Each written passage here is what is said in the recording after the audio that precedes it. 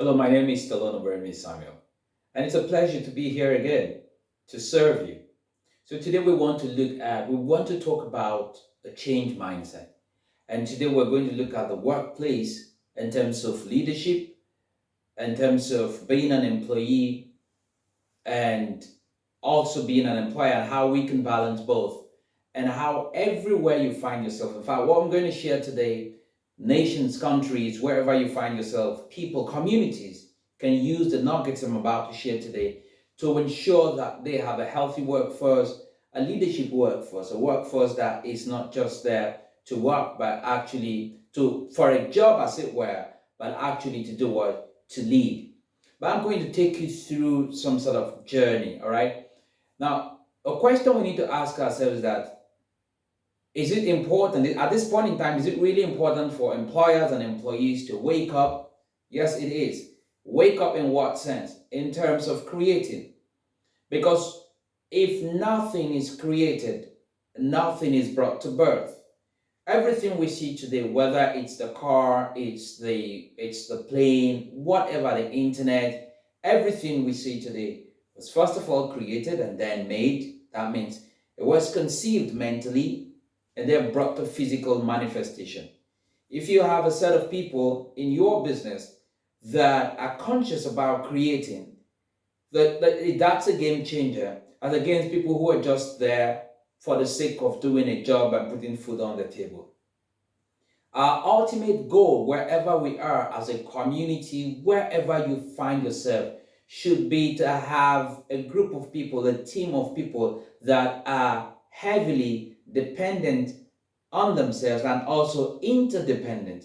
Because you have a set of people that they can go on their own and they can comfortably also do what? Work with other people that are also strong in themselves. So we look at individual effort, we look at collective effort, but at the end of the day, everybody is focused on creating something.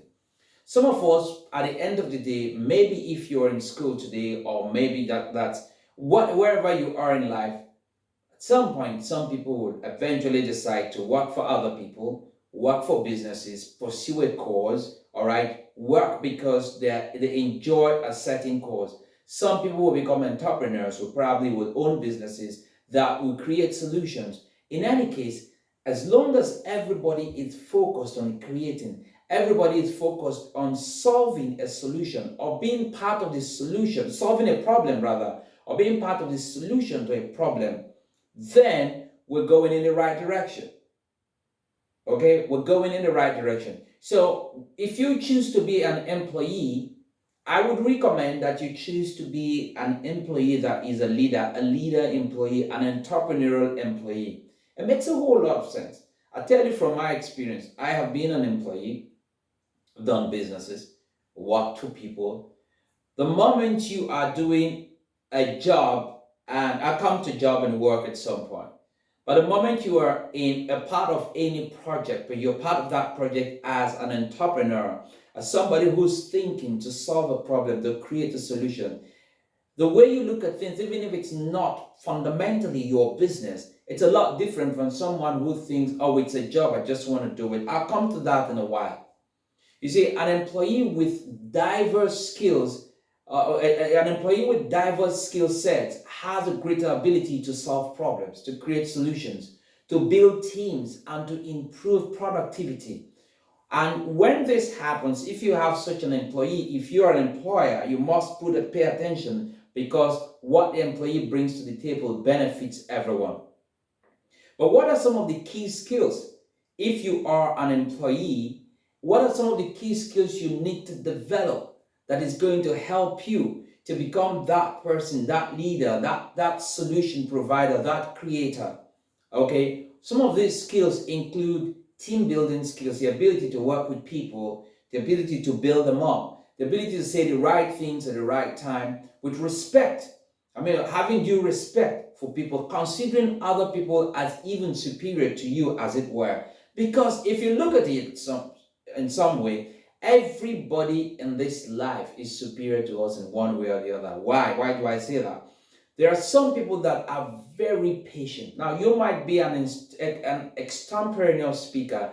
You might be good at doing a whole lot of things, but you lack patience. That person who is very good at patience as a leader is superior to you in that aspect. Now, you might be a very patient person, but you probably are not very good when it comes to taking decisions, moving, looking at the goal and moving. I mean, with fearlessly. Somebody who has that ability to be adventurous, somebody who has that ability to try new things quickly, is superior to you in that aspect.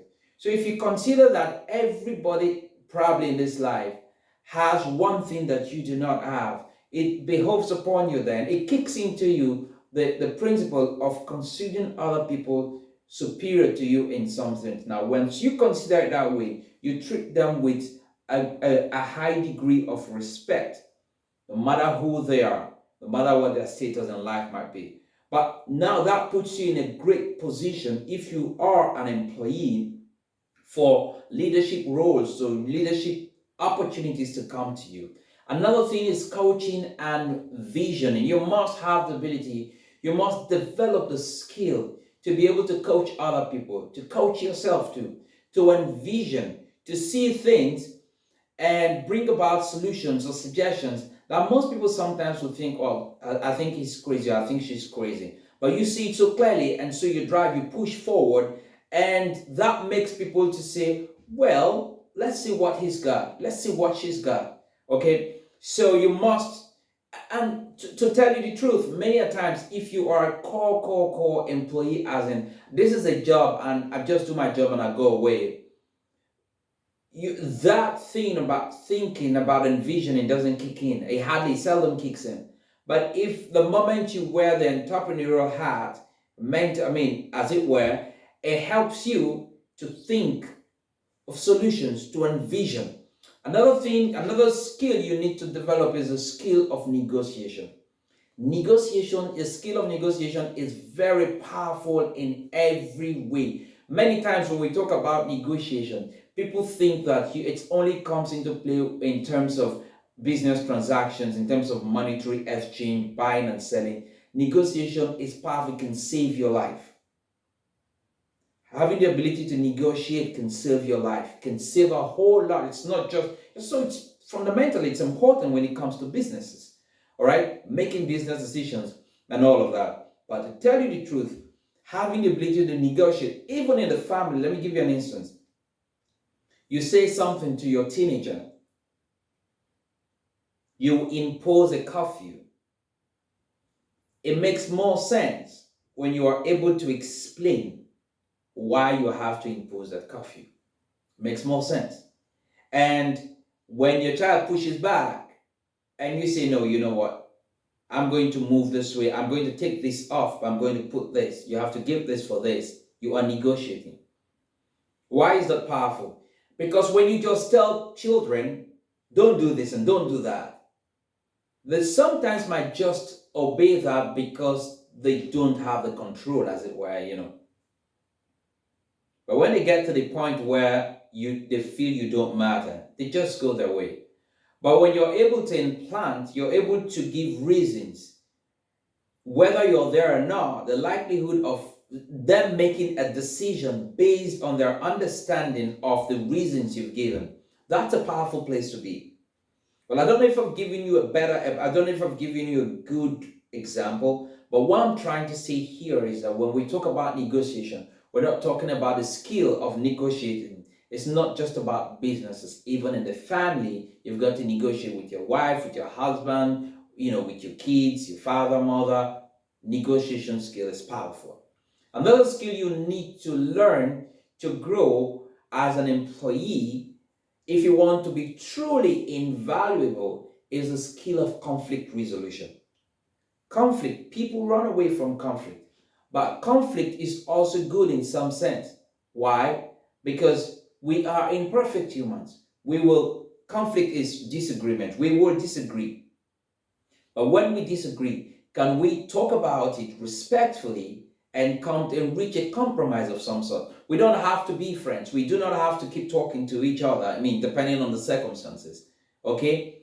For instance, if you have cases where you have two persons in school and maybe one person is being bullied by another, the school can bring them together, have a conversation, and you know what? Let's respect each other. I don't want person that, I don't want to be friends with you. Okay, but I respect you, you respect me, you go your way, I go my way. Hi, hi, we just go past. That's some sort of compromise. And oh, the other way around. Oh, let's be friends. Now I understand what you did, You did hurt me. Oh, I'm sorry, I did hurt you. Okay, whatever. But you've got to have the ability to have even tough conversations and see yourself through.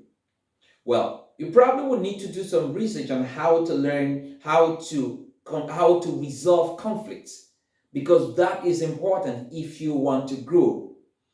Remember that the whole thing we talk about every time on this channel is about how can you become more effective at a personal level. It's more about personal effectiveness. And so, by the way, before I tell you the next skill you need to develop, please, if this makes sense to you, I encourage you to share this video, like the video, give us a thumbs up, click on the bell. Smash the bell so that whenever we drop contents like this, you would get notified. Okay, and also please share this video and subscribe to this channel. Okay, so that we can help as many persons as possible to grow in terms of personal effectiveness. Again, in case you also do have programs that you're looking for speakers, you're looking for someone that can train your team, that can excite them, that can push them to action and provide actionable advice or suggestions that can be executed, then talk to us and let's see how we can serve you. The next skill I think is very important for you to grow if you are an employee. And again, I'm not talking about the regular guy that's looking for a job and that's it. Or the regular guy that sees it, whatever he's doing as a job, and just let me just do my time and go away. I'm looking at that person who is also seeking to develop himself, who is seeking to grow, who is looking at what he's doing right now as work, not just job. I'm going to come to that in a minute. Communication. The next skill you need to develop, learn to develop, really is communication. Communication, you cannot go wrong if you develop your skills to communicate. Communicate is not about smooth talking. Communicating effectively is not about fast talking, extemporaneous delivery, and all of that. Communicating with respect, with love, okay, saying what needs to be said, knowing when to listen, okay, and doing what you need to do to ensure the other person on the other side is comfortable when you have these conversations. Remember, sometimes communicating, if you're in the office space, you communicate. Maybe if you have a messenger app, or probably you have emails and all of that. Yes, you communicate through all of this. But when you develop your skills when it comes to communication, you would eventually get to know what avenue you want to use to pass what message and how you want to pass that message so that the message in the message is gotten, if you understand what I mean. Now that brings us to something again very important or very interesting I'd like to share with you. And that is to let you understand that when it comes to growing as a person, doing your work as a person, being successful in what you do, you cannot go wrong if you invest in knowledge. There are 3 levels of knowledge I'd like to share with you I think would help you in wherever you are in life, whatever phase you are in life. So the first level of knowledge I want to share with you is what I would refer to as innate knowledge. The reason this is important is that many of us are not aware of the fact that we have this innate knowledge. We are unable to quiet ourselves and listen to ourselves and know the gifts that we have in order to harness them. We are always running helter-skelter, no quiet. And when we talk about innate knowledge, it is that knowledge that you have inside of you. It's just you were born with it. Truth be told, it knows no bound, if only you know how to harness it. It is that knowledge that with a little bit of faith, you could start doing something, and no matter what the outcome might be, you just would have the nerve to start. But when you are not aware that you have that knowledge, or when you do not believe in that gift that you have, you probably would not even start. It might be a business, it might be a course, it might be anything, to learn a skill, to do something. You just will not start. The truth is, everything we need to succeed somehow is hidden. I mean, a wise king said some time ago that it is the glory of kings to search out a matter. Are you a king in that sense when it comes to personal development, when it comes to growth? Are you at a royalty level when it comes to developing yourself, learning some more about things that will benefit you and benefit people around you, benefit your community, help you to bring value to the table, your workplace? Or are you just that person that goes to work, goes to the office and back, goes to the office and back, and does not pay attention to how can I grow? So another thing to, so for royal people, for people, so studying is not for people with well, I'm not talking about peasants in the sense of peasants now, but when you have that peasant mindset, when you have that small mindset, and you're not willing to grow, you're not willing to expand, to learn a little more about what you're doing, to expand your skills in whatever you are doing, whether you're a gardener, whether you clean windows, whether you're a cleaner, whatever you do, you're a technician, you're a CEO, if you are not conscious about developing yourself, you will always be subject to someone who digs deeper than you, except you also decide to dig deeper. Now, this is very critical. It doesn't matter where you are in life. So we all have been blessed with that innate knowledge. We just need a little bit of faith to take a step, and that's it. And we start going. Now, you take that step without really caring about what the outcome might be, because you're willing to learn if you make mistakes, review what you've done, replan, re-execute. The second level of knowledge you need, we all need, is what I would refer to as the PDK. By PDK, I mean personal development knowledge. We all do have gifts, like I've mentioned, the first case of innate knowledge. But just having gifts is not enough. Now you've got to develop skills. How do you do that? This has to do with studying the strategies that you need in order to bring about those dreams that you have, in order to develop that capacity that you need, in order to develop that capability. And so for that to happen, you've got to read books, study strategies, everything that you are about to do today, so everything that you are trying to do today, or learning to do, someone somewhere has probably tried it or has written something about it, and all you have to do is dig deep and learn. You see, when you are studying, your perspective gets broader and broader. But if you are someone that does not care about developing your skills, your perspective does what? Gets narrower and narrower. There was a proverb a wise king said some time ago. He said, through wisdom a house is built, and by understanding it is established. But by knowledge the rooms are filled with all precious and pleasant riches. So if you take a look at this, it means that if you break what I just said now with what the quote I just gave right now, you realize that riches and pleasantness and all the good things you want to think about in terms of personal development, growth, career, and all of that, they are embedded in you taking out time to study, taking out time to learn. Why is that? Because nothing is hard. Nothing is hard. When we face difficulties, our difficulties don't go from here to here. The point is, it is hard when your difficulty is here and your knowledge level is here. Then it's hard, or maybe even lower.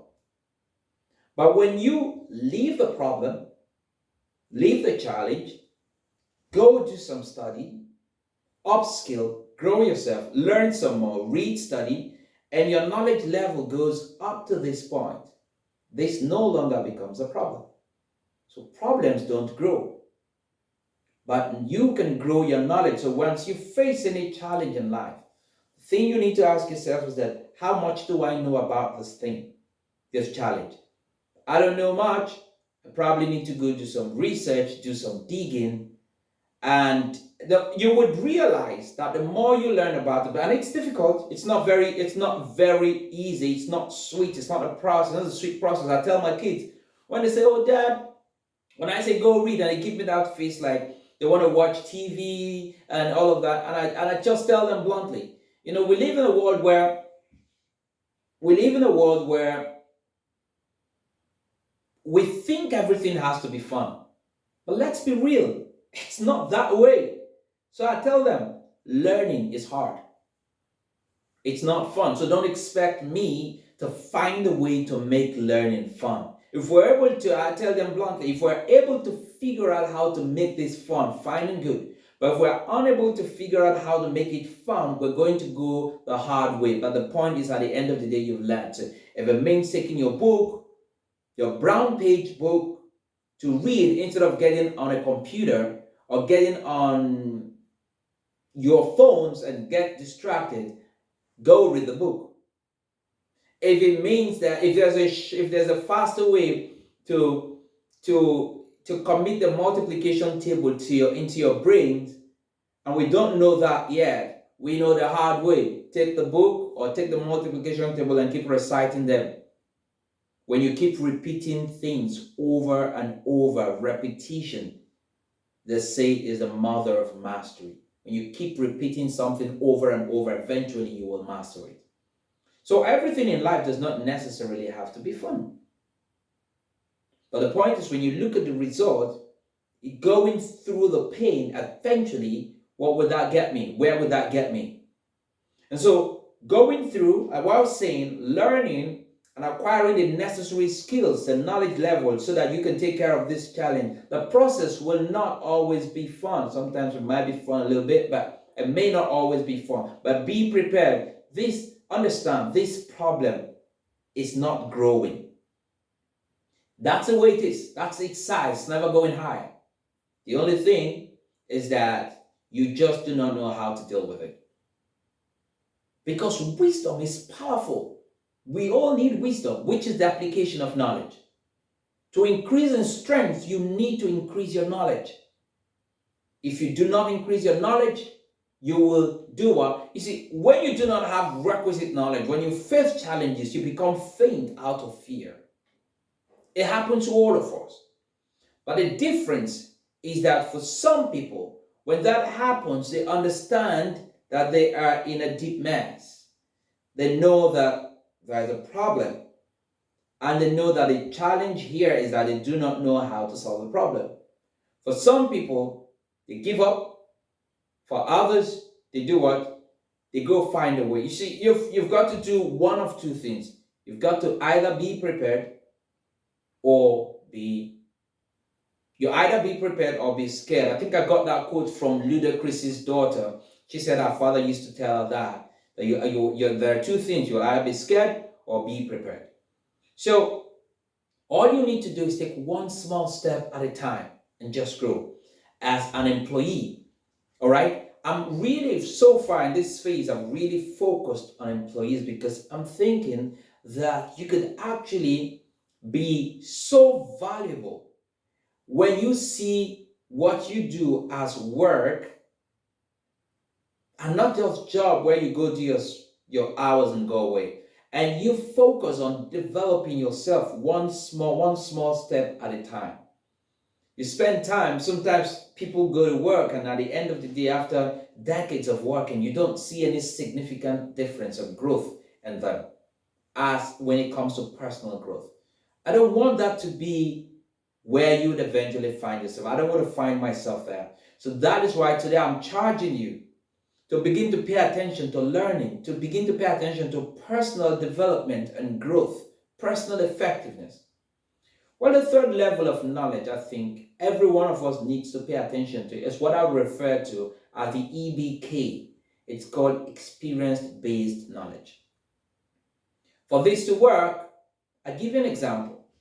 If, for instance, you have to go to somewhere, let's say you have to go to a place, let's say you have to go to a place in, I want to use, let's say Nigeria.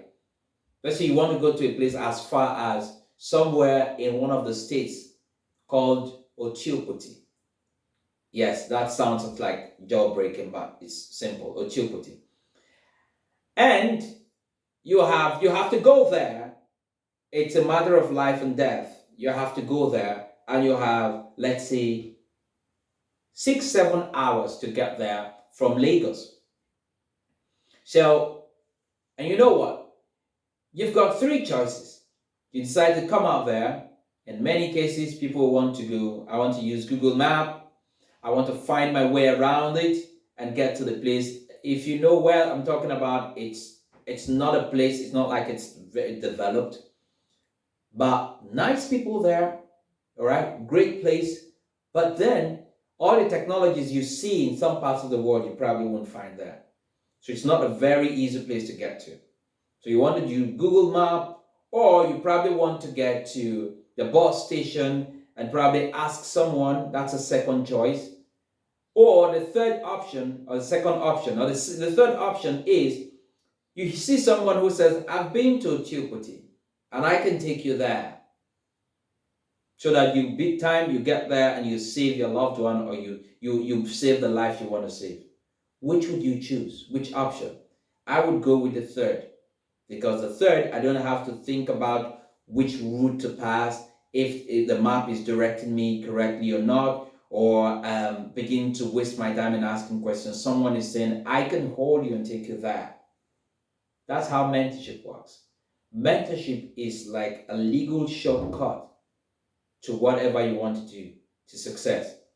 You need mentorship. You need at least someone who embodies the rules of success in any phase, whatever you're looking at. Maybe you're looking at developing your skills in anything, okay, developing yourself emotionally, psychologically, whatever, physiologically. You need, if you have a mentor, you have a coach, it makes the journey easier for you instead of you trying to find out everything. You see, a mentor shortens the time for the journey. That's what it does.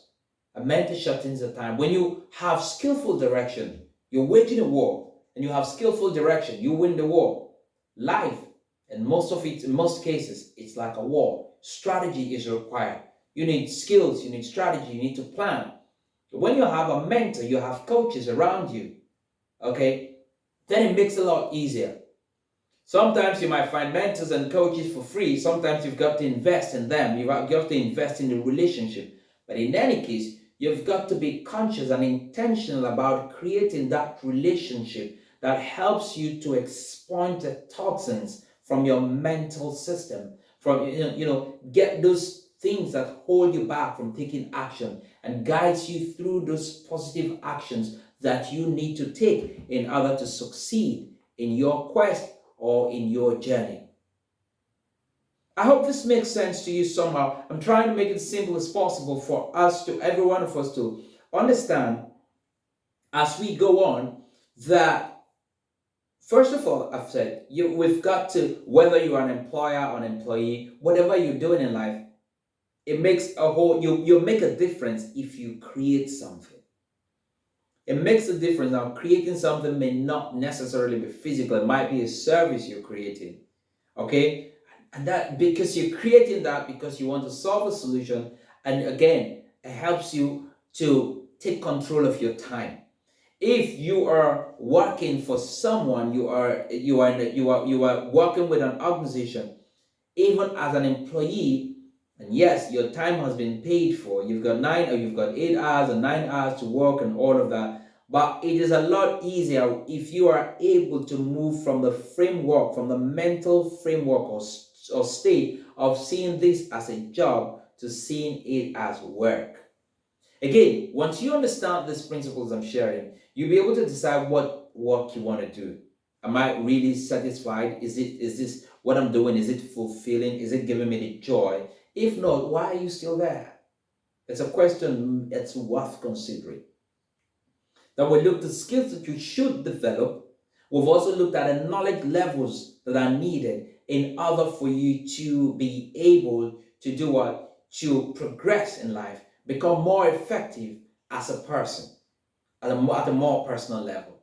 So before we go off, let's quickly take a look at work versus job. When we talk about job, work, what are we talking about? I know I said I'm going to come to this.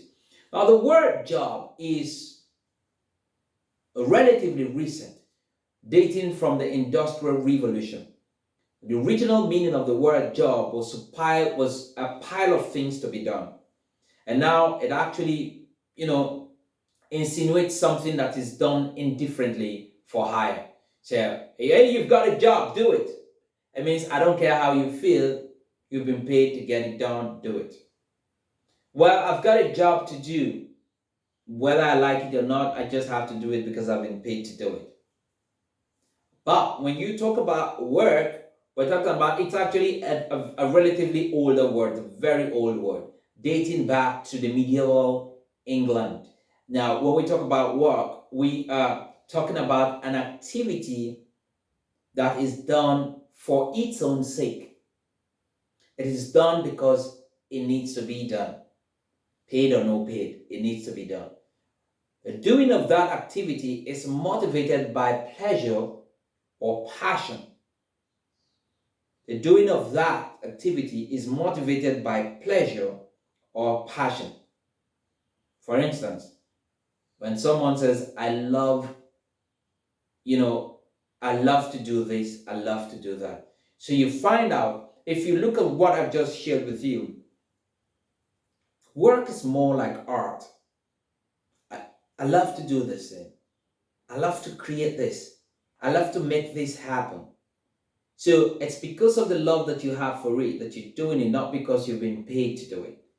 And when we look at job implies limited commitment on the part of the employee in many cases. I've committed to give you set number of time, a set period of time in my life for the day, and you've committed to pay so much. So when I'm there, whether there's work to do or not, whether you've got something for me, a task to do or not, you've got to pay me for that time. So that's the mindset of the employee who's going there just for the sake of a job. It's an individualistic commercial contract that is based upon the rule of money as a standard upon which all is judged. When we look at job, job is a mere unit of labor. The employer is free to shuffle these units around at will, according to one research. It could be onshore, it could be offshore, whatever it is. But the employer designs it, you do this, you do that, whether you like it or not, get it done. And in many cases, employees would assume an indifferent attitude. Well, there's a job, we get it done, that's it, no questions asked. So the inner commitment, that commitment from inside is not really there.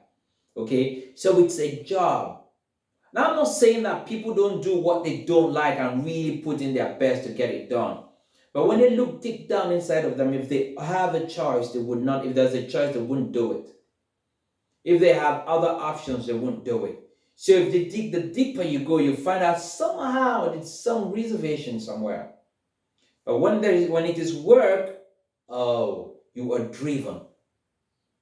You are driven from inside of you, as against what we see today, which is more of the mechanical character that people really don't even care anymore. And all they just have to do is follow bureaucratic rules, and without minding what the seconds or what the outcome would be, what the results will be. That's all about job. And it's different from work. So what you're doing today, you need to pay attention. Are you doing a job for the sake of just job, or is it work? Because work is something different. It confers dignity and value. Because work involves a passion for something. It goes deep into the soul.